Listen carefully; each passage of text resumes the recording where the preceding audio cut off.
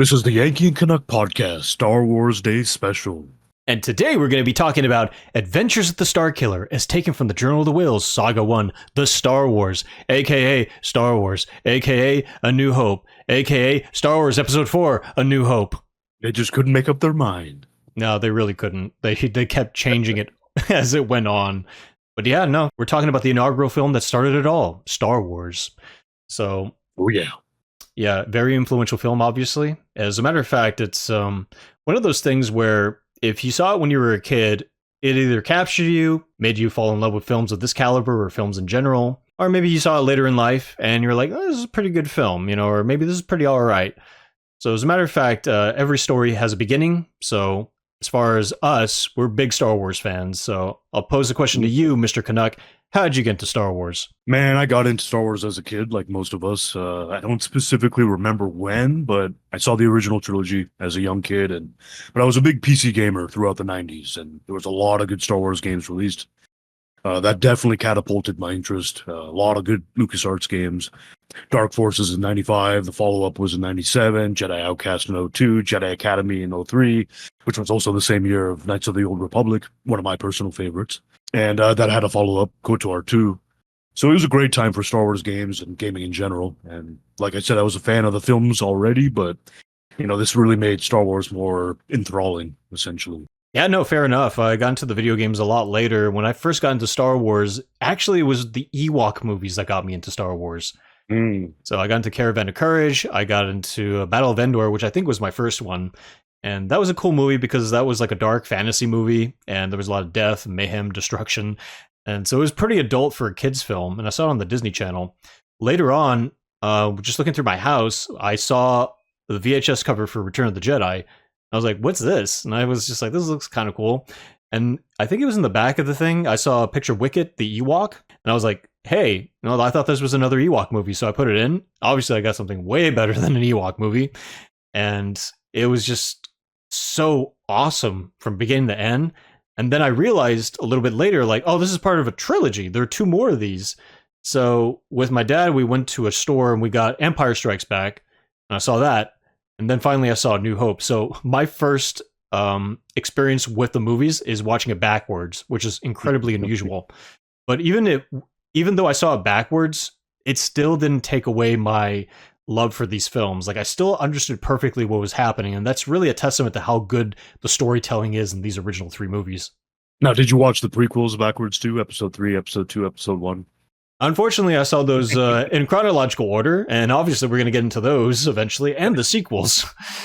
Oh God. But anyway. I'm not looking forward to that. But. No, we're here to talk about happy times. Happy times starting with the first movie. Yeah, exactly. Good memories. And I'll be drinking. Good time. Yeah, good times too. But I'm going to be drinking heavily for the next 6 films after this. Yeah, me too. Yeah, Misa drink more too. Misa want more drinks. Go away, Jar Jar. No, Jar Jar's my favorite. He stays. Oh no. Either he stays or I go. Yep. I think that's the way it went. Ah, shit. Yeah, so as explained earlier, like, these original 3 films are what inspired a whole generation to get into sci-fi fantasy, films in general, special effects laden films. But after nearly 50 years later, does this film hold up? Well, if you saw this film when you were a kid, I think the answer is a resounding yes. It absolutely does. No questions asked. Doesn't matter what version you see, it's still a great film. The first 3. When it comes to people that saw this film later as adults, you get the opinion usually that, no, they're all the same. And I first heard that when the prequels first came out, like, I saw like all 3 of these, or maybe Phantom Menace first and then the other 3. I'm like, it's all the same crap. And it got me thinking, like, are you insane? How is that comparable to this? But then you have prominent YouTubers such as Star Wars Theory, who's just like, he grew up with the prequels when he was a kid. And to him, it's just like the prequels and the original trilogy are all the same to him. Sequels are a different matter for him. So is it really generational? Is it really dependent on, if you saw this when you were a kid as opposed to an adult? So we're going to explore that as we talk more about this film. But to sum it up, yes, it does hold up. I mean, it's A New Hope, man. I mean, it doesn't get much more dope than this. It's just so iconic. And I mean, obviously there's some issues and points of contention here and there, but I mean, look at this franchise, half a century later, right? Still going. People are still watching these movies over and over, so the repeat viewership is immense, and now people who watched it back in the day are watching it with their kids, and so I mean it's Star Wars, it's essentially eternal, right? Yeah, so let's just break it down here. The first complaint is that Luke Skywalker himself he's too much of a Gary Stew. A lot How of dare you, sir? I know, How right? dare you? How dare I pose that question?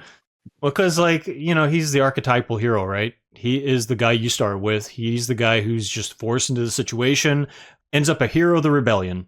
Now, is that a valid critique? I'll be honest with you. I know I've actually heard people share that sentiment, especially after the sequels came out with Rey and everything. And so I've heard people bring back, what about Luke? Is he like this? And I don't think so at all. I'll tell you the reasons. He's not OP. For example, in A New Hope, he got his ass kicked by the Tusken Raiders. He probably would have gotten killed in the cantina if Obi-Wan wasn't there, right? If Han and Chewie didn't return at the end, Vader would have definitely killed Luke, right?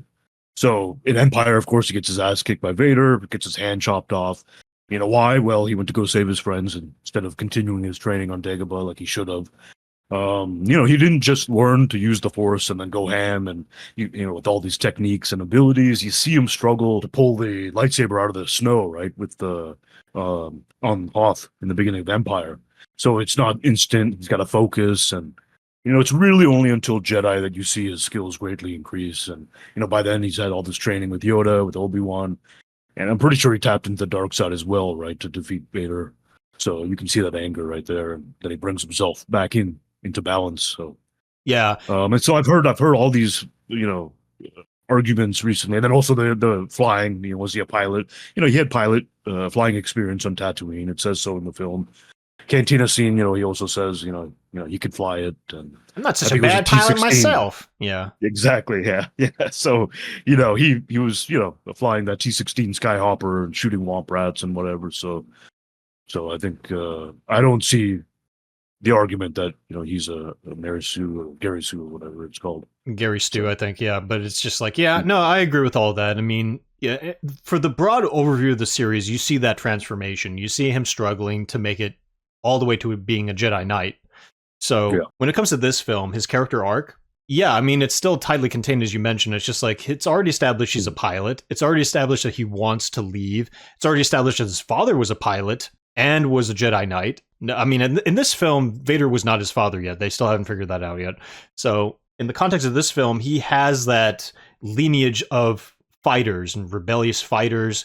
All that stuff is already pre-established. And with him wanting to go out and being stuck here and being like, oh gosh, but my aunt and uncle want me to be a farm boy forever. Oh well, if only I have special permission. They're dead? Great, let me go on an adventure now. So it's like, once you get into those specific scenes that happen in the film, it's just like, okay, well that makes sense as to why he goes on the adventure. And that makes sense as to why he's able to hold his own as a hero. But as you mentioned, there are times where he just messes up a lot. I mean, Princess Leia has to get him and Han out of the situation that they created. Yeah, exactly. I mean, just like the trash compactor scene, and they always need to get saved, right? R2 saves them, stops the machine. And so, I mean, there's so many examples in the film and throughout the series, quite frankly. So exactly. And that's one. Obi-Wan has to teach him how to use the Force. You could see Luke struggling with that little remote detonator, or that little remote, what do you call that thing? That floating thing that shoots lasers remote at him? droid, yeah. The little training droid. Yeah, the training droid. And he's just like, he's barely getting it. He doesn't get it right away. He doesn't snap his fingers and be like, all right, I'm Force proficient now. Let's go defeat the Empire. It's just like, no, he's barely getting to learn this stuff. And it takes Obi-Wan to die in order to help guide him in the X-Wing in the final battle to be able to, shoot that those little bombs in that exhaust port. Exactly. Which also is when they mention, it's 2 meters, he says, I used to get shooting bullseyes, the womp rats are on the same size or something like that. There's a line in the film in the hangar, I think. Or maybe it was at the briefing before the it was during it was during the briefing, yeah. Yeah, so there's a line in there too that also explains a little bit there. His experience. Exactly. So they're throwaway lines, but they still are there to explain, like, and plus the general assumption during this time too is that young boys are often sent to war. World War II, Vietnam, the Korean War, all the way up to this film being released. So that general societal assumption is, yeah, of course, this young man probably will be able to work his way around a starfighter. If anything, though, I mean, like, all these things are already in the movie, and they already help explain, like, he's got the skills, he just doesn't have the experience. And that's all you really need for a character like this to go on an adventure like this and make it seem believable. Yeah. As you were touching on here and there, you know, it's not just all about Luke. You know, you got Han, you got Leia, you got the droids, C-3PO and R2-D2, you got Obi-Wan, you have Chewbacca. You know, every character serves a function in the film. Every character is a folly, every character has a strength, every character has a weakness. This is a team-building movie.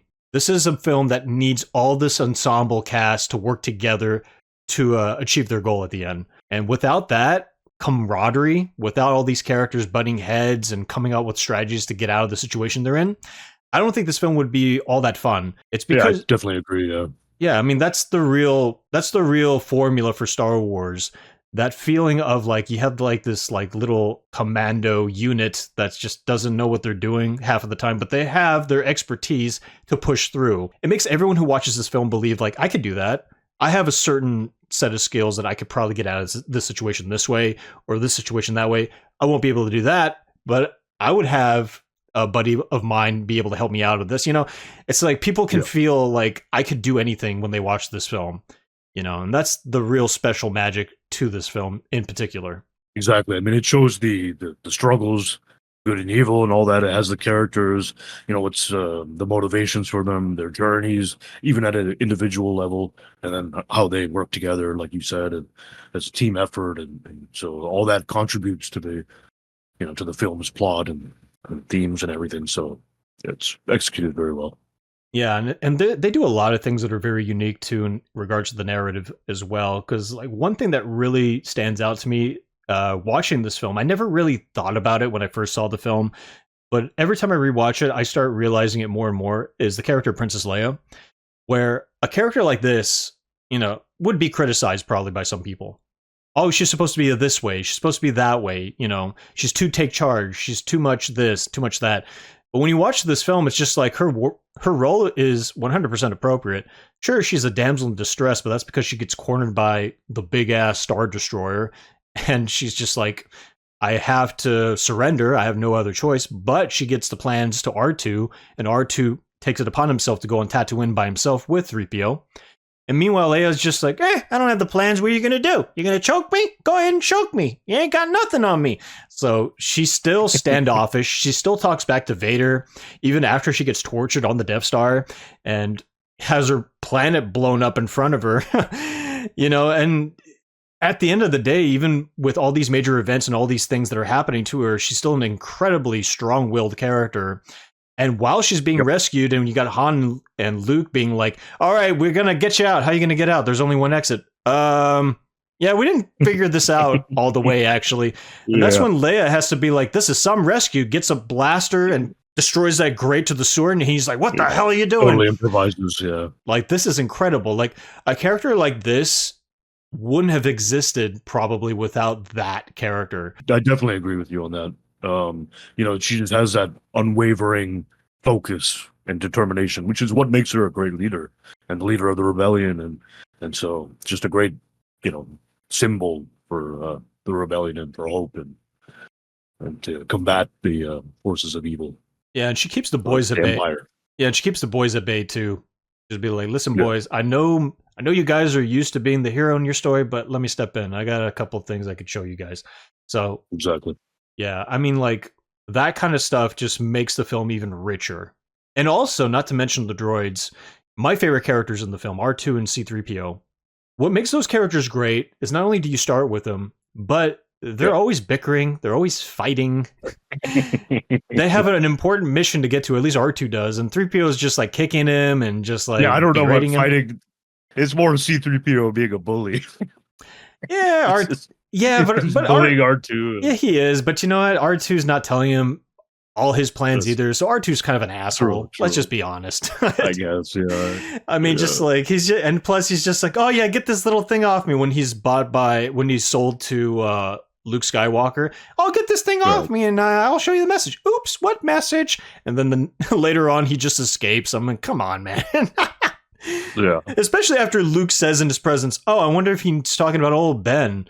It's just like, Yeah. it's just straight up like, R2, you heard him say that he knows this guy, but you go off on your own anyway. Come on. That's just, he's just a stubborn little bastard, but he's a lovable stubborn bastard. We love him. So, but in a movie where it's mostly serious, they are the comic relief that is appropriately funny when it needs to be funny. Oh, absolutely. I mean, I would definitely say that out of the 3 movies in the trilogy, the humor in this movie is the best. There's many funny parts, and a lot of them are with the droids. For example, C-3PO telling R2-D2 our heroes are dying when they're in the trash compactor, and they're actually celebrating because they R2 stopped it in time, right? Yeah. So that seems hilarious to me, and he's like, listen to them, they're dying, R2. Yeah. Curse my metal body. I love that so much. It's so good. But I mean, the characters, they're just so important, like you said. They help drive the narrative. It's just that duo works so well for comedy as well, and I think he was inspired. Lucas got that from Kurosawa, right?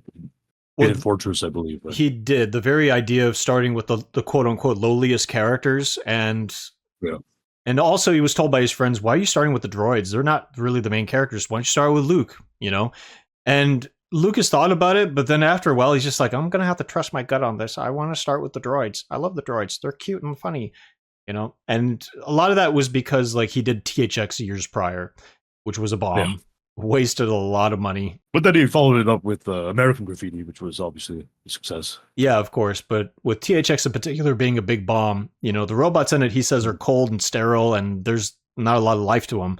Whereas these characters, his new characters in Star Wars, they're very lively, they're funny, they're out of this world. He's just like, why wouldn't I start with these characters? They look cool. They're cool in general. Like, I like them, therefore I'm going to start with them. And honestly, I'm glad he went with that because he can never be more right about that. When watching this film, and this is not just unique to this film, when I saw Return of the Jedi, very briefly, I mean, yeah, it starts with the Empire and the Emperor and all that stuff, coming in with Vader. And now, when I was a kid, I was like, what's this? I don't know what this is. But then you get into like the Tatooine scene when they're walking towards Jabba Palace, and I was like, who are they? That's cool. I've never seen robots like this before. This is so cool. Like, I was completely enamored with them when I was like, I don't know, how old? Yeah. 7, 8 years old. So I can only imagine watching this film and you see these 2 droids is pretty much the first things you see in the film. After that big Star Destroyer scene overhead, you're just like, as a kid, I'd be like, these things are cool. What are they? I want to see more of them. And the more you see them, the more you love them. So it was just, without probably him really knowing, it was just a completely brilliant move on his part. Agreed. I mean, a lot of films will have characters like this, but just for the sheer comedic relief. But not these droids. I mean, these guys really push the story, right? They're the one. I mean, they're the ones who. The whole story begins with them, really, with the plans and all that. So they're really the driving factor for advancing the plot, in a sense. So. Oh, yeah. So, I mean, just full stop. I mean, and that goes into another big thing about this film as well, is the story progression. I would say out of all 9 Star Wars films, even though this is not my favorite, this is probably the most perfectly constructed Star Wars films. Now, I have my hangups, and I'm going to get into those hangups later on. But in terms of point for point, like how the story is set and how the story progresses all the way to the end, you can't find really much of anything that doesn't make sense. It is perfect how it begins. It's perfect how it progresses. It's logical how the characters end up to this place and this place. And all the way to the end, we have that beautiful finale of the Death Star exploding. When I watched this film again for this podcast, and I've seen this film so many times, I can't even remember how many times I've seen this film. I'm just like, it just feels so good to watch it because it's just like, it's such a hand-holding fun adventure. It's like you're sitting in a ride and you're at the very end of that ride and you're just like, I want to hop back on again because that was so fun the first time. I know exactly what happens, but I don't care. Experiencing it again, it's just so much fun that it just never gets tiring. I totally agree with you. I mean, I've seen this movie probably 25, 30 times, I think, give or take. All 3 movies of the trilogy I've probably seen combined, maybe close to 100 times, all 3 of them. Damn. Maybe not quite, but anyways, I totally agree. I have really no issues with the film for the most part. I know that there are some points of contention for people, and I think one of the main things I hear is the pacing, which I can agree with. As far as the Tatooine portion of the film, which is what, a third of the film, it is kind of slow, and I don't think it really affects it much or detracts. But you start out with a little bit of action, and then it goes to Tatooine. It slows down a little bit more, then but then it picks up again after they leave. So I don't think I agree. I think with it's that also at all. good. It's a good. I don't agree with that at all. But Mm. Yeah, I mean, even watching it again recently, I can definitely see where people are coming from. That the Tatooine portion is kind of slow, and because especially with Luke and his family and stuff, there's a lot of walking, and but I think it's all important things because it's setting up everything. It shows Luke's life a bit. You see the landscape and everything. You see what's going on. Really before the big adventure. So you kind of want something like that. I personally like something like that to build into. yeah, So, I think it's because people really want to see the cantina. They really want to see the Death Star stuff. They want to see all the space battles, and I understand that. But it's like you said, you're building up to that. And honestly, even typically when it comes to build-ups, they're usually kind of boring because people are not there for the build-up. They're there for the payoff. But exactly. Yeah. honestly, the build-up is still good, especially taking in consideration what scenes were taken out of the film. Because there used to be a big thing. I think it was originally set to, you had like the opening scene with the Star Destroyer taking over the little rebel ship. And then it was supposed to cut to Luke looking up at the sky. Then he's like hanging out with his buddies, Biggs, and the other people. And then there's a big thing. That was all originally in the film, and the editors rightfully took all that stuff out because they were like, we don't need this stuff. This just slows down the story so much. And I feel like if that stuff was put back in, then I would be in agreement like, yeah, this is way too slow. Like, what are we doing here? But by taking out all that stuff, you start with R2, C-3PO, Princess Leia, and all that stuff, leading all the way to Luke, who appears in the film about 16 minutes in. Then it's like, oh, you're at a steady pace, I feel. You're like, oh, okay, this happens. Okay, what's next? Oh, that happens. Okay, they're gonna, the Sand People, the Tusken Raiders. Okay, Obi-Wan. There's like a point for point progression, and then you're just Correct. wondering what's going to happen next. I feel obviously if you've seen the film before, you know exactly what happens next, and maybe at that point you'd probably be a little bored. Like, come on, let's get to the next part already. Where's the lightsaber? There it is. All right, let's keep going, guys. So maybe on that standpoint, I could probably understand. But honestly, seeing this film again, there's nothing wrong with the pacing. I mean, they won the Oscar for the best editing and all that stuff. They knew what they were doing. They saved the film. The editors, frankly, saved this film. Yeah, there's some other scenes on Tatooine that they also cut out with Biggs and Luke and their other friend. I forgot their name. But yeah, I mean, I think it's cool. You can see them online, and they're kind of cool because it adds more character development and things like that. But it really would slow down the movie more. So it is a good idea that they. Well, because at the end of the day, we don't really care about where Luke comes from in a deep dive analysis. At the end of the day, I think that's where that comes from. It's like we just want to basically know who this guy is, okay, and what his relation to Obi-Wan is, which is the goal for R2 to get to. That's all we really need to know. We don't need to know, like, oh, how is he doing in high school? Oh, is he going to get into the flight academy? Oh my God, does he have a girlfriend? Who cares? We don't care. Yeah. This is all just extra stuff. Probably this is extra stuff that's meant for the actors, maybe to be able to deep dive into their characters. So they could be like, okay, how can I portray this character? Like that stuff is important for the actors. It's important for the creators because that's how you could be able to write the character in the main narrative. But for the audience, they don't really care unless you're a super fan that needs to know every single goddamn detail as to what happens to every character, maybe. And a lot of Star Wars fans are like that. But it's just like, but in watching this film, you don't need to know that stuff. Wait, are you telling me you don't want to know what it's like to be a moisture farmer on Tatooine? No, I don't. Unfortunately not. I don't care how many taxes they pay to the Empire. I don't care. How many credits they have to pay to maintain their moisture farming. All right, so, but characters and story aside, what else is Star Wars famous for? Well, we can... Soundtrack. Yeah, the soundtrack. I mean, I think the first thing people think about is the soundtrack, specifically the musical score, right? I mean, honestly, when it comes to this film, when George Lucas was making it, he hated making this film. You know, he didn't really like writing it too much. He definitely did not like directing it. Editing it was a pain in the ass too, even though he, allowed other people to edit this film for him. The thing that he liked the most has been the musical score. John Williams, I mean, that man just did a legendary job with this production. I mean, he went all out for something that was for all intents and purposes, was meant to be like a Saturday morning matinee for little children, and then probably be forgotten, only be brought up in an odd sci-fi convention here and there, right? So, but regardless, John Williams took on the task and made some of the most iconic sounding motifs on the planet in cinematic history. Absolutely. I mean, he obviously won so many Grammys and awards for it, for his composition and score, soundtrack. So, I mean, not just Star Wars, all 9 films and other media for Star Wars as well, TV shows and things like that. But then, of course, E.T. and Superman and, Jaws and countless, The list goes on. Keep going on. List goes on and on. We'll be here all day. Yeah, but when it comes to Star Wars, I mean, he had a little bit of a pedigree already. He was coming off the success of Jaws. Exactly. And he was recommended by Steven Spielberg, be like, hey, listen, if you want music, he's your guy. And then George was like, all right, great. Here's some music.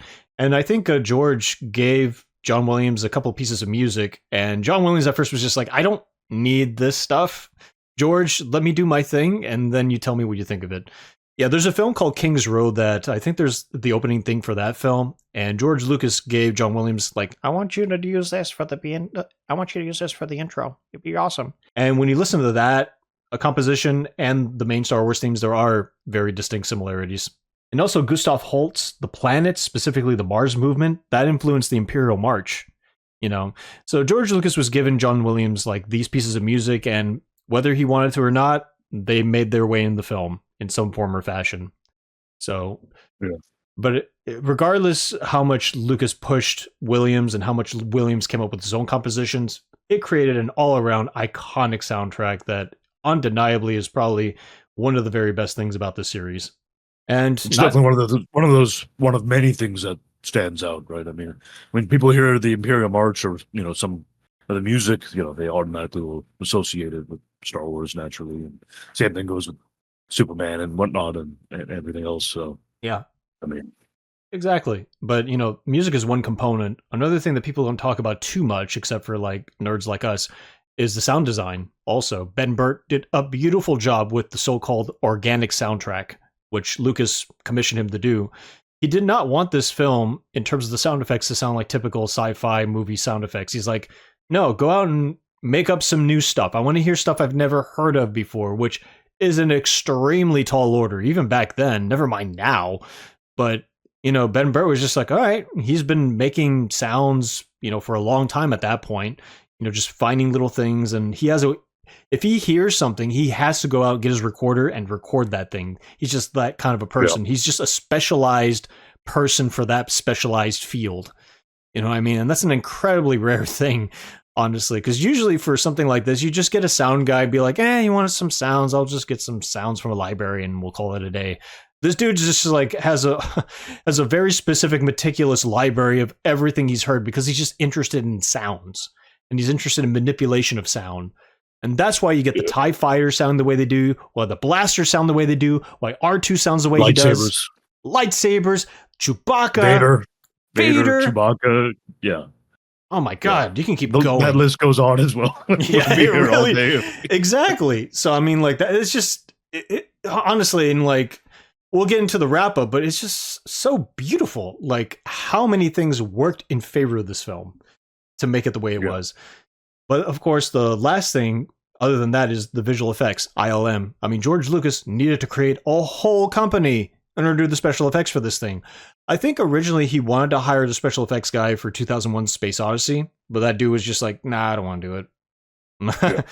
So Lucas is just like, no, damn it, but I want to do that. So he decided to create ILM. And of course, he hired a bunch of stoned ass hippies straight out of college to be able to create the special effects. And famously, they blew half the budget on stuff that they couldn't even use. So by the time George Lucas came back from filming all the principal photography stuff in England, he was just like, oh my God, what'd you guys do? You wasted half the money. Oh my God, I can feel the chest about to explode. Oh, I'm going to die. Oh, and he had to be hospitalized. But, just in spite of that, he came back, he whipped everyone into shape, and he told them, this is what we have to do. We cannot waste time. We waste time, 20th Century Fox is going to pull the funding, cancel the film, or God forbid, they'll finish it and release it as is. And we ain't going to do that. So everyone got right to work, and we got some of the best, most iconic visual effects that were basically the template for how to do special effects shots. Even to this day, I feel too, all the dynamic shots, the World War II inspired dogfights, you know, the one-on-one, you know, space battle scenes like between Han and crew and the stormtroopers. You know, there's just so many things in terms of the action, in terms of the sets and the props. And oh god, even the on-set stuff like the Millennium Falcon, the X-wings that were built on spot for so they can get inside and stuff. All that stuff is just incredible. Yeah, I mean, Star Wars really did change the landscape of filmmaking and production forever, right? I mean, whether it's from the storytelling to the special effects, like you said, sound, the marketing, everything. I mean, the story alone in A New Hope is pretty much like this amalgamation of many genres: action, sci-fi, western, period drama, everything. But those special effects, I mean, prior to this film, I mean, they really needed to be revamped, right? I mean, a lot of the movies were using the same type of stuff that we'd seen in like the 50s and shit. So, I mean, fortunately, companies like Industrial Light and Magic and others were formed, and I mean, it just changed the game, you know? Absolutely. You know, so I mean, like, those are the main things that make this one singular film work at the end of the day. Never mind the history that came after it. Never mind any of that stuff. If you were to judge this film on its own merits, it's just so groundbreaking and it's so revolutionary that you're just like, no wonder this thing was a big hit upon release. It's just no wonder, except for the people making it, except for the people financing this thing. I mean, Mark Hamill can claim up and down, like, I knew this was going to be a something or other. And I'm like, bro, come on. It's just like, no one knew this was going to be a big hit. Yeah, which is partly the reason why so much had to be cut out of it. Lucas didn't, anticipate another Star Wars film. I mean, there was a good chance that this was going to be the only one. So, fortunately, it was a huge success, and they got to continue. But it's my favorite of the original trilogy. I mean, Empire might be a better film, but A New Hope is my favorite. It's just so good, man. It's unique. It's mysterious. The fun journey. It just feels like the story, while it's just starting out, it already's offered us so much, right? In terms of character and world building. And it's probably the one I've seen the most, as I mentioned earlier. And it really was needed. Like we said, the production and the effects and sci-fi in general needed to be explored more, I think, in film. And, you had massive hits like 2001, which was, I think, a decade before, give or take. And other big films like Planet of the Apes, that was very successful. But at this time in the 70s was driven by that new Hollywood movement, right? Yeah.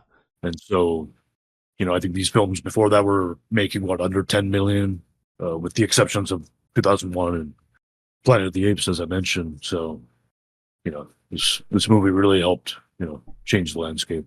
It really did. So ultimately, though, we mentioned all the good qualities, but are there any bad qualities of the film? Are there things that don't actually hold up quite as well? Well, I've seen this film so many times, as I mentioned, and every time I watch it, especially after you read stuff online, you do see a lot of the production problems, a lot of the little editing problems. Even when I saw this film as a kid, one of the first things I noticed on my first viewing is that there was something a little weird going on. Was the scene where Luke Skywalker is attacked by a Tusken Raider, right? And then, he hits the cane on one side and he rolls around and stuff, and then you got the... Yep. I remember seeing that scene where he's just waving his stick up and down. I'm like, that looks weird. There's something wrong with this scene.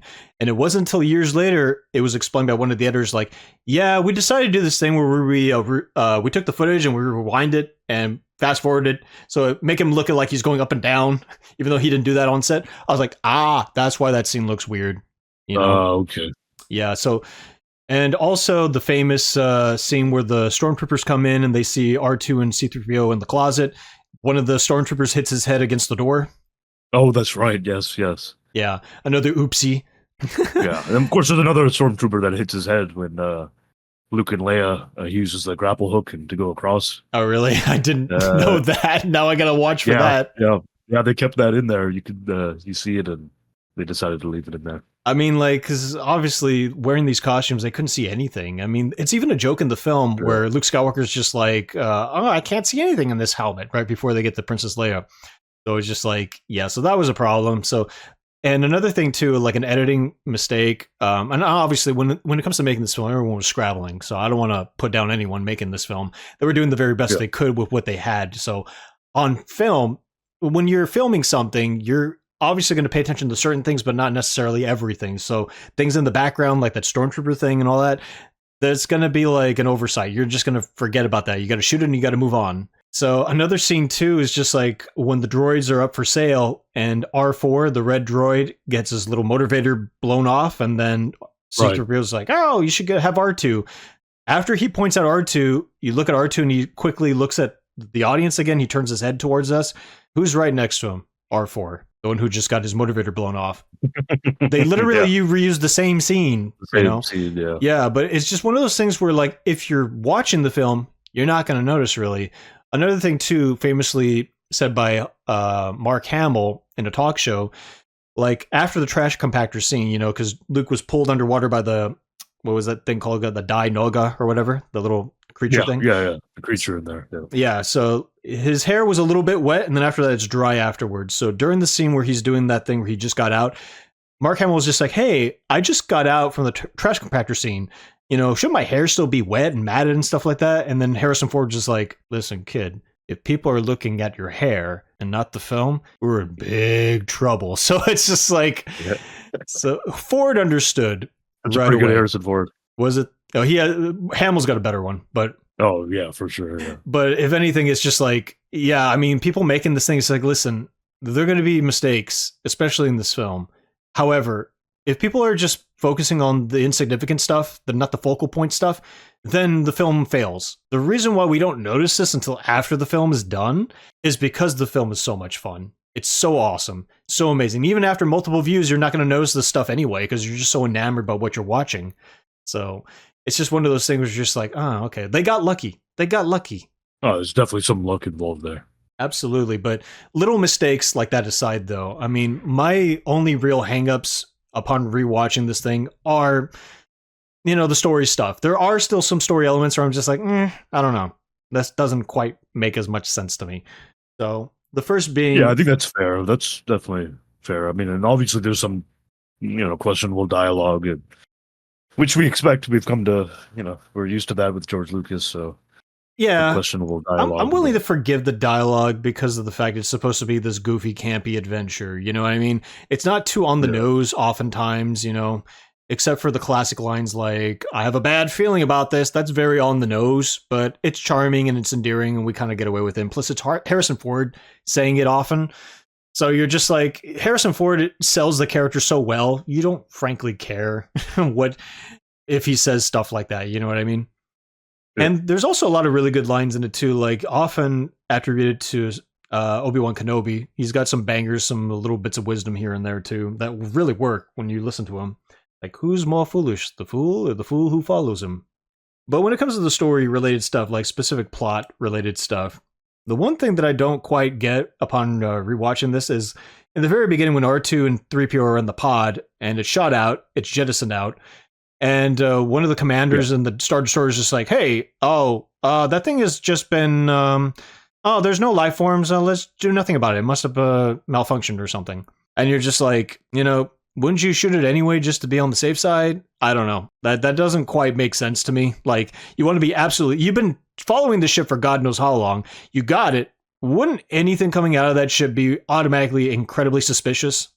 Yeah, I mean, I think he just felt that, yeah, there's no life forms on it, so, you know, just jettisoned and we don't have to worry about it. But it would make more sense for him to give the order to shoot it down. Yeah. And then, obviously, Vader shows up in that scene, right? Exactly. And tells him to send a attachment to the surface of the planet to check it out. But yeah, I guess you could say that maybe Vader, having more authority and not having known what happened, he would give the order, be like, hey, you better check that out. You know, and the lower level commands are just kind of like incompetent, you know, and yeah, you know, and it just it's also you only have a moment of time to make a decision too, right? So it's like, you know, it just launched. You got to either shoot it down right now or that window of opportunity goes away. Yeah. So it's kind of a quick decision to make, and so a lot of times these people will make the wrong one or the right one, depending on how you look at it. So yeah, so I mean, like, and that's in the grand scheme of things, this is a minor complaint that doesn't break the film at all. It just makes me go like, I wouldn't have done that. But moving on, though, the next thing that still doesn't quite make sense to me upon subsequent viewings, is Obi-Wan suggesting to Luke, "Hey, Luke, you should come with me on this really dangerous mission. You might die, but that's okay, because you'll be right there next to me. I'm an old man. I can't do it by myself." It's just like, what are you asking this young kid to do, you old man? That doesn't make a lot of sense. I'm sorry. I mean, I understand thematically the point of this whole thing is for Luke to be like, oh, I don't know. I got responsibilities here. And yeah, my father was a hero, but I don't know if I'm a hero. He's got a lot of self-doubt. It's not until he sees like the skeletal remains of his aunt and uncle, he's just like, there's nothing for me here. I guess I'll go. And you're like, okay, well, that makes sense. He's got nothing. He's got nothing left to lose. But I feel like having Obi-Wan egg him on when he's in their cave and stuff, I felt like that shouldn't have not happened. I feel like Obi-Wan's like, well, I should go on this adventure. And Luke should be the one to be like, are you sure you want to go by yourself? Well, it was like, oh yeah, this is my mission, Luke. I do not want to endanger you. And even after, his aunt and uncle are dead and he comes back, and Luke says, like, I should probably go. I feel like there should have been a line with Obi-Wan being like, are you sure, Luke? It's a very dangerous mission. I don't want to endanger your life. And Luke's like, Obi-Wan, I have nothing here. I have nothing else. And the rebellion is all I've been wanting to do my entire life. Let's just go for it. I want to be as courageous as my father was. Obi-Wan's like, very well. You know what you're getting yourself into. You know what I mean? Then at that point, it doesn't feel like he's too reckless. True. Yeah, I can see that actually helping if they did have a scene like that to bridge it. But we know that he has been wanting to leave, join the academy. He wants to join the rebellion. He wants to do all this, get away from the moisture farm, and go off on his own. So it's kind of not surprising. But yeah, having a scene like that would have probably been beneficial. And then the fact that it was pretty sudden, but then again, I mean, the stakes were obviously high, and so it kind of was like, okay, I mean, they got my uncle and aunt, and this is really the only thing, the only opportunity I essentially have to get into the mix of the rebellion and everything. So, well, that makes sense after that, but before that, it doesn't quite make as much sense, Like from Obi-Wan's perspective, it makes sense, right? Because he is getting old, and he's this whole time, they've always known that Luke is, they meaning Yoda and Obi-Wan have known that Luke is their only chance, really, and so it kind of was going to be planned anyways, and then obviously the timing was there at that moment. So I guess. I mean, at the end of the day, it doesn't break the film, though. Again. It's just like, that's kind of weird that this old man is endangering this child's life, or he's not a child, but this young man's life. But what are you going to do? I guess. Yeah. And it's basically you don't want to. The scene, I think you're right. It would help out, but he really wanted Luke to have the opportunity to make the decision on his own, right? Yeah. Kind of like, you should join me, but not really. He's just throwing it out there, but then really Luke is the one who has to make that decision. Yeah. So, and I guess that's why I don't think he's too pushy about it. Yeah, there you go. And again, I'm judging as much as I can on the merits of this film alone.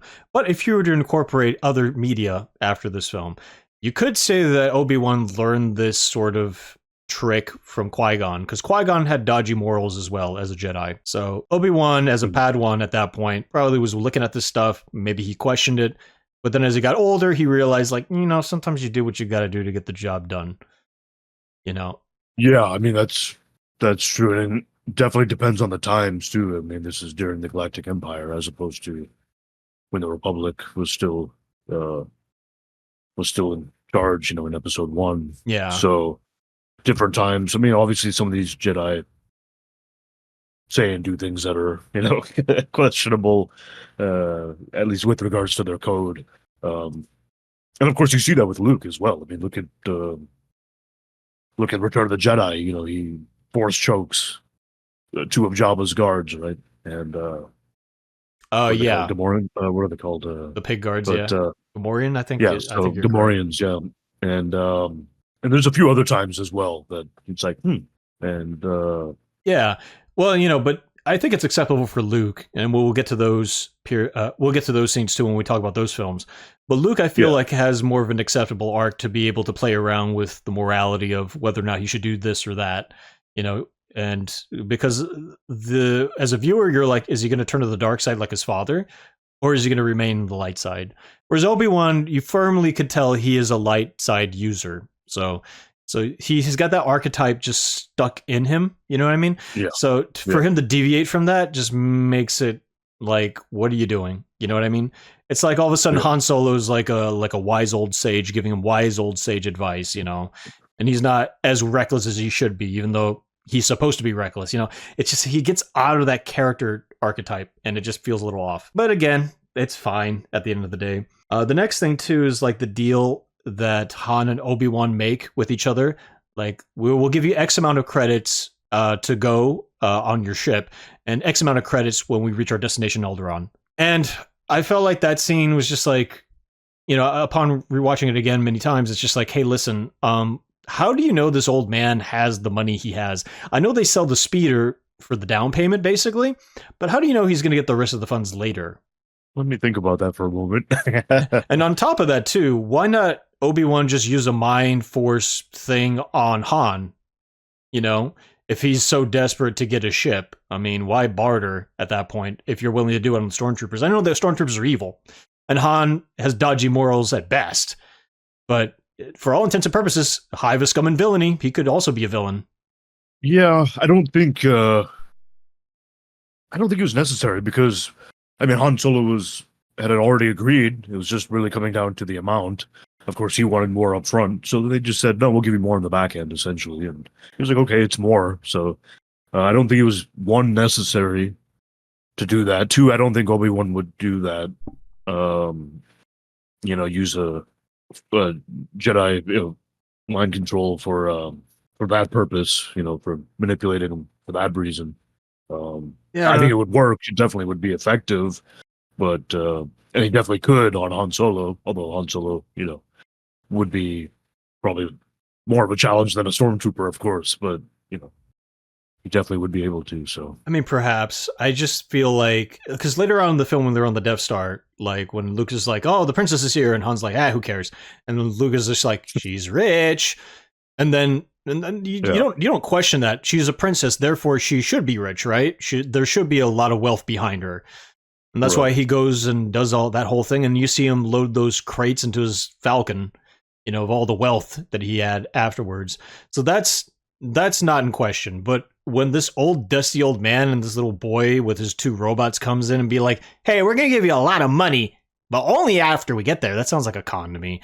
I get that Han is also desperate and perhaps he hasn't had too many offers and he's just like, well, this guy is going to give me some money and he promises a lot of money later. So I'm just going to take this dude at his word because honestly, I got a bounty in my head and I got to pay it.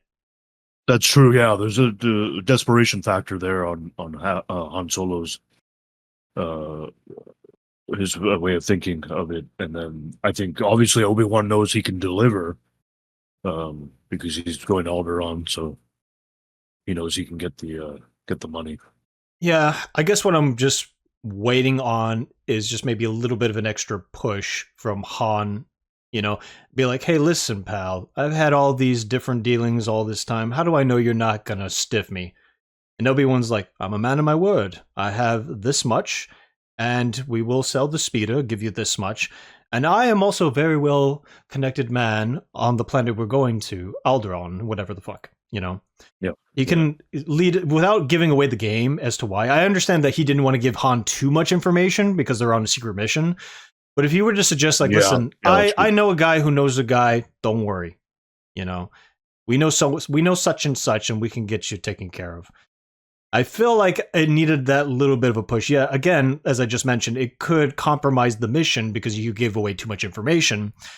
But I feel like it would have been enough for Han to be like, all right, well, this guy seems legit. Let's go ahead and do it. True, yeah. Now, it's funny when you mentioned that. I just thought of, you know, they're trying to keep a low profile. That's one reason you don't want to use your force powers in a crowded area, and someone could observe it. Like, wait a minute. But then again, that might. Then again, he uses the lightsaber. Obi-Wan just moments before. So. Yeah, but so I think also Obi-Wan, the low profile goes out the window. But not only that, too. Right before then, when he does like the mind force strike on the stormtrooper, he was around a bunch of stormtroopers. Right. They all because they're all like, wait a minute, didn't this old man do something to this guy? Yeah, whatever, I guess. Yeah, so I don't know, man. True. Yeah, these are just little things like where you're just like, okay, we'll let it slide. The Force is mysterious and whatever, which is unfortunately an excuse that they use in the later movies where you see absolutely absurd shit happening, and then people are like, yeah, it's the Force. What do you expect? The Force is mysterious, and it's just like that's not how the Force is supposed to work. Now this is just like a Deus Ex Machina to get out of whatever situation you have to get out of, you know. Exactly. So, and I feel like this film sort of planted the seeds little by little to that happening. Fair. Yeah. Whatever. I mean, it's just one of those things. But the last thing I want to bring up in terms of the narrative is the exhaust port for the Death Star. Now, Okay. I understand this is the whole reason for this thing to happen in the first place. I get that. But at the end of the day, shouldn't the exhaust port have some sort of a grate on it at the very least? And then you have to blow that thing up and then put up another set of missiles to go inside the core? I understand it being constructed a certain way because there's exhaust fumes, you have to like let it cool off somehow. But not covering the thing, like what? That was why have that oversight? That doesn't make any sense to me. Yeah, I mean, we obviously find out that. Well, yeah, I don't. It's good. I understand, like in the context of the film, the space station at that point is not fully operational. Hence, it's still being under construction. So I understand that to a point. But these are massive oversights, and it goes into my earlier argument with the jettison space pod and all that. But the Empire's pretty incompetent, and I guess if they're going to be this incompetent, that means they're just way too like overconfident in their abilities. They have so much overreach that they're kind of skimming. They're kind of dragging. You know what I mean? They're just like, we could do whatever we want. No one's going to stop us. So little things like that would probably be forgotten to make a devil's advocate case for it. Yeah, I mean, there's definitely things to think about, and there's definitely issues with the film, especially when you break it down more. And what about this? Check that out. What do you think? And so, but yeah, they are relatively minor, but yeah, I think this definitely things to think about. But yeah, I mean, like these are but these are the only real complaints. I had more originally. But the more I see the film, the more I'm like, okay, well, actually, this does make sense this way. This is actually explained in the film. Okay, that's not so much of an issue as I thought it was. So at the end of the day, in spite of that, I feel like the film still works almost perfectly well the way it is. So ultimately, the question is to whether or not, even though you already answered, but I'm going to answer, does the film hold up? Ultimately, it really still does. I mean, the template for this film is an thousands of year old plus template used all the way to the Mesopotamians, the Greeks. This classic hero's tale. It just never gets old. It's obviously reappropriated in this version. It's a space opera. It's obviously an amalgamation of many different things that came before it. Old sources, somewhat new sources that came before it. But in the way it's presented, it just never gets old. The story works fine the way it does. The characters' motives are perfectly explained. There's never really a case of like, why are they doing this? Why is the character doing that? Why does that happen? It's perfectly explained as to why things happen the way they do. And honestly, as a result, it just results in a very fun, chaotic, mesmerizing, amazing adventure film that even to this day, almost 50 years later, still resonates with so many people, including young people still getting into this. Maybe not at the rate as when we were growing up or the generation before us, but there's still kids that still love this stuff too. Yeah, I mean, definitely. It's, like I said earlier, Star Wars is basically eternal. I mean, in many ways. And I mean, people back in the day, went in droves to watch it in theater. They still do. And they see it multiple times, there's even footage you can see online of people who watch the originals in theater. Like, yeah, I saw it 8 times. I saw it 7 times. I saw it, and of course it was re-released and people saw it again so many times. And they're still re-releasing the films. I think right now the prequels are in theater, or about to be, I think. Oh, Revenge of the Sith, I think, is going to be in theater next month, I believe. And I bet it does really well again. Yeah, it's a 20th year anniversary, I think, right? Exactly. So, I mean, you had these people and people in general seeing it over and over. I mean, and that's something that was, that occurred more during the Great Depression and World War II. with matinees, and Yep. so Star Wars definitely kind of brought that back. Oh, And in a big way. yep. And speaking of So- which, since you're mentioning the re-releases, let's get into the special editions. Oh man, so yeah, we would be remiss if we didn't discuss, some of the changes that were made from the original over Yeah, the years. Exactly, because Many, even though many changes. even though I just said that this film is basically perfect or close to perfect, George Lucas doesn't feel that way at all for some reason. Yeah, so I mean, he basically everything he didn't get to do, he just started wanting to make the changes later when he had the opportunity, he had the money, and he was able to do all that. So he kept on tweaking it and changing it. And, no, I think I'm gonna go back to this. And, no, I Yeah. think I want to do that now. And so I mean, it is what it is. It's his film. But as far as A New Hope, I guess first one I could just go right off the top of my head is the Obi-Wan scream. When he's scaring the Tusken Raiders, that changed several times. The latest is kind of the strangest to me. I think one of the ones, I mean, originally it was fine, I think. And then they, what was it? It kind of was like a part ambulance sound, part elephant, part jet taking off, And I think they actually did use actual animal sounds to make right? I'm pretty sure that's what it was. And Yeah, I think the so. 97, yeah, the 97 one sounds like the original. But the 2004 version, however, that's really strange, like some jungle noises, like a caca. And 2011 had another change. That one sounds like Obi-Wan trying to impersonate Liu Kang from Mortal Kombat. I mean, go back and YouTube it or check that one out and tell me that doesn't sound like that. So, turns out later on Which version is that with the Liu Kang one? that's the 2011 version. And, it turns out later on, we find out that in the Mandalorian show, actually, it also says that he was trying to mimic the sound of a crate dragon. And that actually makes a lot of sense. It's the creature that would immediately strike fear and cause the Tusken Raiders to disperse or scurry off as they did. So it makes sense to have the scene. It's just changing it so many times. It just, well, that's the George Lucas way. So, but it's one thing. But there's on Tatooine, there's so many changes that were made, and going into Mos Eisley, they made they made Mos Eisley much busier, right? More people, more buildings. It looks like a well-established spaceport, right? As opposed to the original, which looked kind of minimal, right? So these changes, I think, were fine. Maybe more than fine. Some of these were good, and including those changes outside on the speeder sequence when they're entering.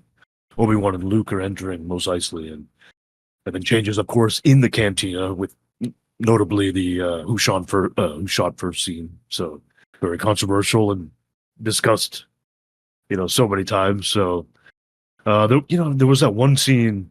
You remember the Jawa falling off the Ronto in the beginning and it's screaming? Well, yeah, I mean, like going into the Mos Eisley port scene. Yeah, I mean, I felt a little bad for the Jawa. I like the Jawas personally, but yeah, that was a little too much. And I think a little bit later, one of the droids, I think from the prequels, comes up and he just dunks one of the other droids or whatever he was dunking. He hit. exactly. I mean, some of it's strange. I don't know if it's supposed to be funny. Just definitely unnecessary. Yeah, I know. It's like it's a hive of scum and villainy. Bonk. That's it right there. That's it. I think that's what it is. I mean, I understand Star Wars has humor, as we mentioned before, but Right. if this is such a dangerous spaceport, why is there so much goofy stuff happening in it? Man, that's exactly it. And so, just leading up to the cantina scene, there's the other one is the creature blocking the whole middle of the street, and it covers the whole camera where the camera would be, and that's right before the these are the droids you're looking for scene. Mhm. And the CGI doesn't even look great on it. It's blocking the whole screen. I don't know why you decided to put that in there. Yeah, I mean, know. I understand what he was trying to do. He wanted to make it busier. He wanted to have this feeling that it's a really busy spaceport, so a lot of different things would happen at once. I get that, but at the same time, it's like, no, you shouldn't have done that. Yeah, it was good enough with without all the details like that. More people, more buildings, which is what he did. That looked great. Like the shot from a distance looked really good, but those details he goes into, a lot of them aren't I mean, they're just not necessary. I mean, like you said, scum and villainy, right? They could have added some extra scenes and make it look more dangerous, right? Yeah, Maybe someone getting jumped or something. Maybe somebody shooting up Spice or buying maybe. death sticks in an alley or something. I don't know. Maybe that's not family friendly. Yeah, now we're getting to darker. We're going from really goofy to really dark territory. Like he's just like going. He's hitting his arm, finding the vein, shooting it up. Oh my god. Yeah, I mean, yeah, but Oh man, going that's hilarious. going back to the spaceport again, it's just like I kind of like it better as it was originally portrayed. Is it as busy as it should be, as it's supposed to be? No. Yeah, But yeah, it's crowded enough in some scenes. You still get an idea generally of how big this thing is. You don't see ships coming in and out, as you would assume a spaceport would. But you had that scene with the Millennium Falcon and stuff. So generally, I feel like it just is like it's busy enough in my mind. Whereas in the special editions, it's like there's more stuff, and that's kind of cool, I guess. But it's not only too busy in some places. It's also too cartoony because now you're putting CGI in something that's supposed to be set that was filmed in the 1970s, and it doesn't mesh well. exactly. Yeah, I like the overview shot of the port being busier, but when he goes into all the specific things, I mean, he just added these rodents running around, and like I said, that big creature crossing the street like it's a cow in Calcutta. Like why, man? What's the deal with this? But, Yeah, I mean, the things that are okay with me to an extent are the dewbacks, the little dinosaur things that the stormtroopers ride. Like, right. in the special edition, there's a scene where they're like, "Hey, look, sir, droids," and he picks up that thing, and it's just like you see that because originally the dewback is in the very background, all the way at the end, but it's just standing still. It's like a dummy. And this time, it's like, oh, it's animated, it's moving and stuff. And the same thing with the cantina. Right before they go in, it was just sitting there again, probably the same one, and it's just like standing still. And then, of course, the special editions, it's more animated. It's like moving around and stuff. It feels like a real animal, sort of. But, it still looks like a video game character, but it's like acceptable. It's like, that's fine. It's not too outrageous. It's not too in your face. It's not going into the camera going, it's just like, it's fine, so I'm willing to let that slide. But, that being said, I mean, you didn't even mention too, out of all the Obi-Wan Kenobi screens, which one is the one that you feel is okay? The Liu Kang one, I bet, right? No, I don't like that one at all. Boo. I actually like the original one, to be honest. Yeah, it has an echo sound to it, and and it's just I think it's not too much, and it has that effect in addition to it. It's just good, I think. Yeah, I think I agree. Yeah, there's some restraint there, but it's enough to know that Obi-Wan's making this sound. It startles them. It makes the Tusken Raiders leave, and you don't have to go all like, He's like, I'm gonna kung fu you. Yeah, I mean, it's just unnecessary. So I mean, but also, so I mean, go ahead. Yeah, so I mean, there was I think 4 changes to that. It's like, okay, time to make a decision. Absolutely, and also the cantina, right? I mean, a lot of changes to that one. So we're talking them up Mos Eisley. So you got everything that's outside, and then that all leads to the cantina, and who shot first. Obviously, Han shot first. Enough said. But that's obviously been changed, and there's been many changes. So, which basically his decision to alter that scene years later. He kind of he always emphasized the change was made because of who Han Solo would eventually become, right, in the series. So that's kind of part of why he changed it, and the choice to shoot first unprovoked. It kind of questions Han's morality, right? Yeah, in the original movie, and while the change that he wanted kind of brings the character more in line with what he expected the archetype to be. And so, I mean, I get it. I just don't like it. It's not a change I liked. I mean, he didn't want Han to be a cold-blooded killer like that, but I think it makes sense. It's not like he's killing some innocent person. It's a bounty hunter who's there to literally kill him. Yeah. So, I mean, that's the thing too. I think George Lucas doesn't understand self-defense laws. If a gun's drawn on you, you're well within your right to shoot. That your life is being threatened, and also hive of scum and villainy. Hello, all kinds of bad stuff happens. Like Obi-Wan coming in and using his lightsaber to cut off that creature's arm. I understand, like right before he's just like, "Come on, I'll buy you a drink," and then he just pushes him and stuff, and he's just like, "You know what I'm going to do? I'm going to cut this arm off. Him." You know, I'm surprised Lucas didn't cut that out of the film. Like, oh no, Obi-Wan is a good guy. He shouldn't be doing that. That's really bad. No, but the scoundrel Han. Oh no, that's too much for him to shoot Greedo first. What? Yeah. That doesn't make any sense. But I mean, that scene was changed again for the 2004, I think, the DVD release. So that Han and Greedo, they shoot at the same time, right, simultaneously. And this was actually shortened, I think, by several frames for the 2011 Blu-ray release. And this all leads into a scene that was added. It was actually, I think, added by George Lucas just before he sold Star Wars to Disney. I think that's I think that's accurate. And it's the McClunky line from Greedo. I hadn't seen it before because it wasn't in the movies back in the day. So watching it on Disney Plus, I was like, wait, what? Yeah. What the hell was that? So I'd heard about it before, but it's stupid, man. Yeah. I mean, it just randomly, the scene goes back to Greedo and he looks at the camera. He's like, McClunky. Boom. Yeah, I remember you told me about this scene and I was like, huh? No, he says Makoska. And then Han says, no, I bet you have. And then he blows him. But you were like, no. There's a new line in there. I'm like, what? So I booted up Disney Plus myself and then I saw it and I was like, you're kidding me. Why did they do this? Or why did Lucas do this? Like, that's, I don't know, man. It went from bad to worse. I mean, it went bad from the 1997 change to Han dodging Greedo, shooting, 3 feet away, right? That was already bad enough with Han no longer shooting first, right? And then now you add this Greedo McClunky line. It's like, what? You know, bro, this just occurred to me. If AI was more advanced, like the AI stuff that they're doing with video and stuff, I swear to God, Lucas would use that to its full potential and probably redo the entire series. That wouldn't surprise me. Yeah, I believe that. Yeah, especially the Greedo stuff. You know, it's just like, oh my God, that's a good point. Yeah, definitely. That being said, I mean, that's pretty much it for the Cantina scene. You know, that a lot of changes on Tatooine and Mos Eisley. I mean, there's a lot of other changes. Well, one thing I want to mention too with the Cantina scene before the Greedo stuff. I mean, one of the things I didn't really like in the special editions, especially when I saw it as a kid, the re-release, because I was so excited seeing the actual trilogy again on the big screen, and that's shortly after seeing the original unaltered trilogy.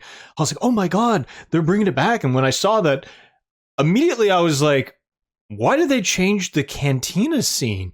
Where's the werewolf character? Where the other characters? Why did they do this? I was like already disappointed as a child of like 11 years old. Though that's the thing I remember the most. I think they replaced the werewolf character with this frog-like amphibian creature thing. Yeah, there was like a lizard and he was smoking from a hookah or something like that. And I was just like, what? Why'd you get rid of that? Yeah.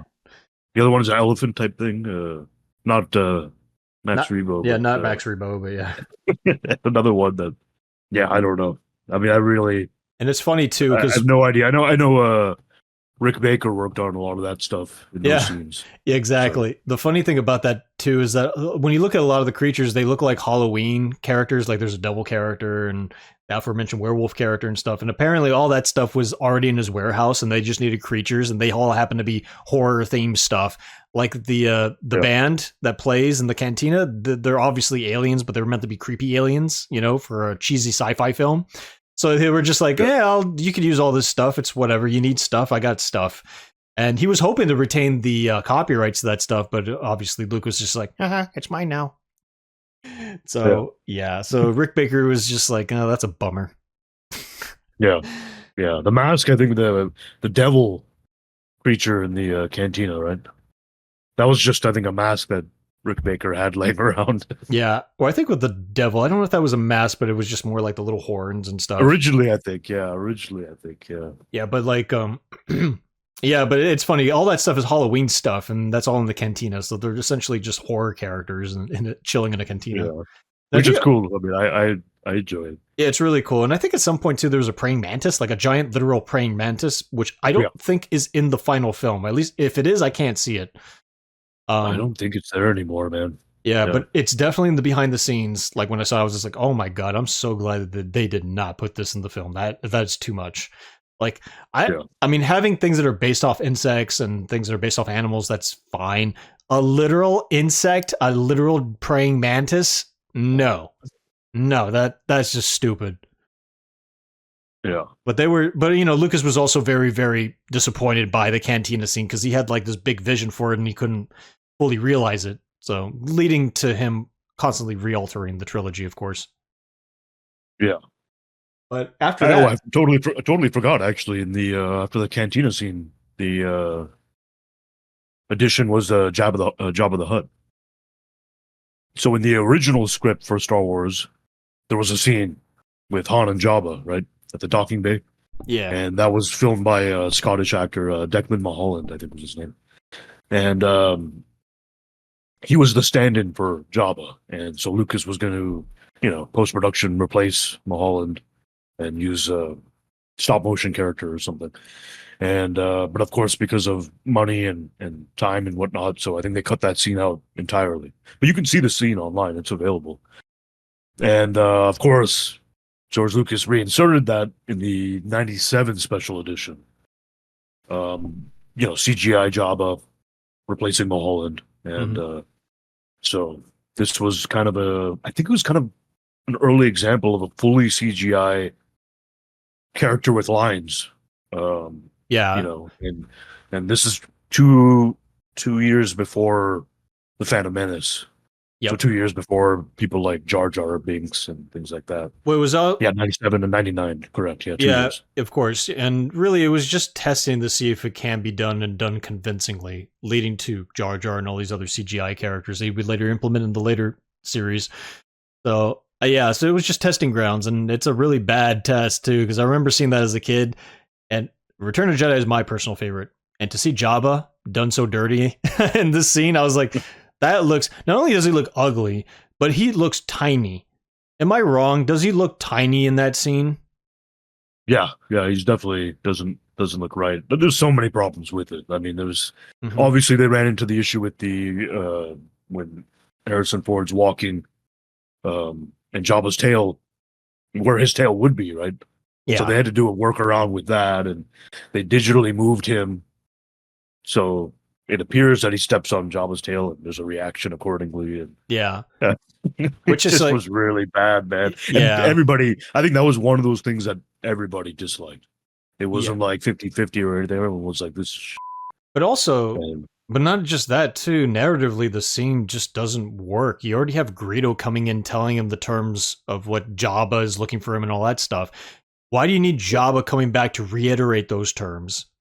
It's not needed. It's also the first time we see Boba Fett, right? That was inserted. Well, yeah, he inserted that. He's just looking around like a lost child in the mall. Hey guys, you like Boba? Yeah. Here's more Boba. There is one scene in the film. There's a little blooper kind of thing.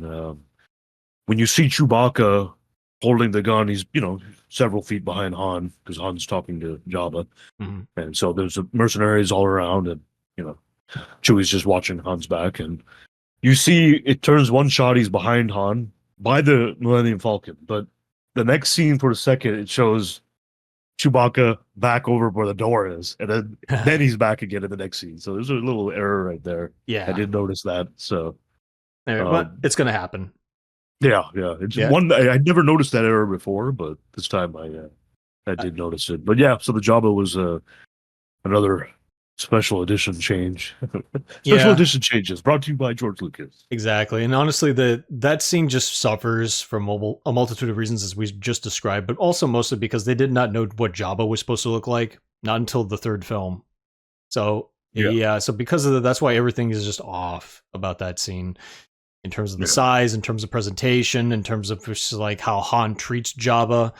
It's just like I'm like, stepping on his tail, that should be grounds for execution. You know what I mean?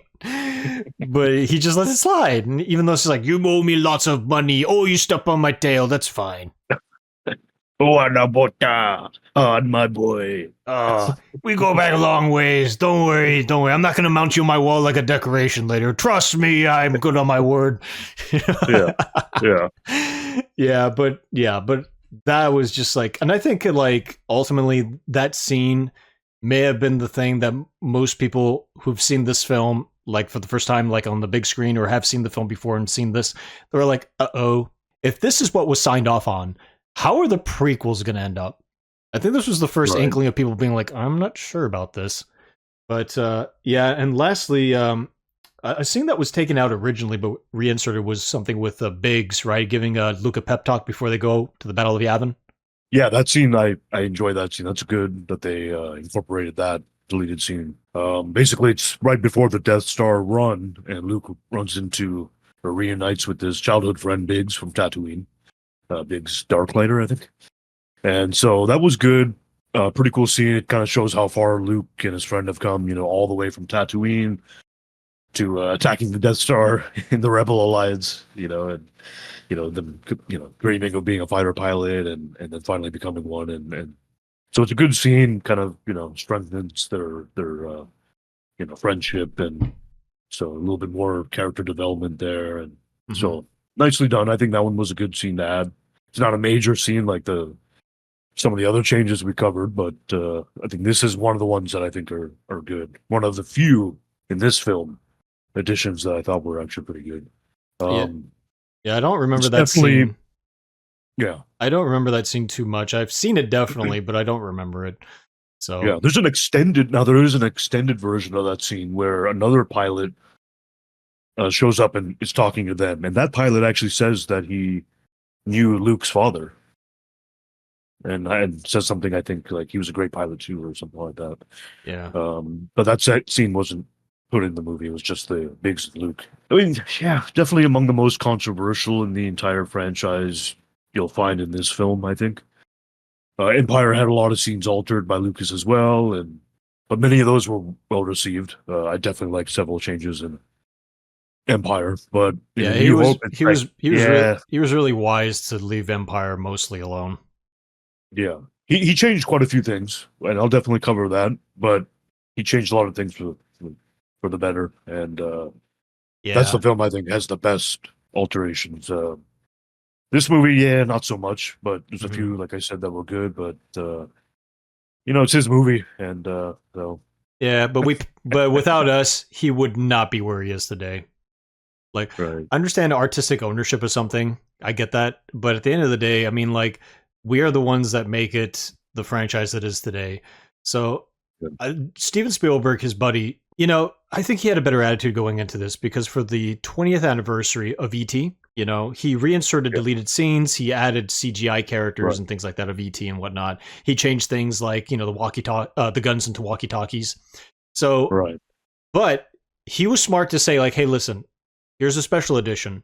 And if you don't like that, I'm going to give you the original. I'll give you a choice.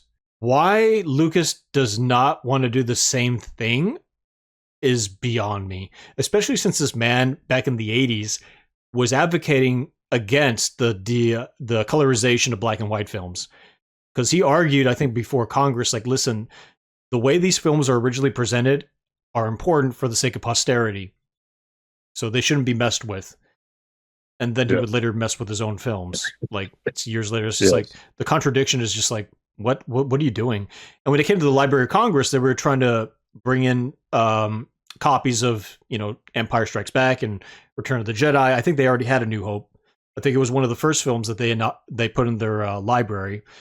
But when it came to the other two films, he's like, here you go. And they were like, this is special editions. We want the originals. No, this is all you're getting. No, we want the originals. Well, you can't have them. And it's just like, what the what's wrong with you, dude? So it's just like, I don't understand. And there are rumors about this. One of the rumors is that Marsha Lucas has a stake in the original films, and he has such a hatred for her that he does not want her to have anything. And she says, like, that's not true at all. That I have no stake in the original films. Only he does.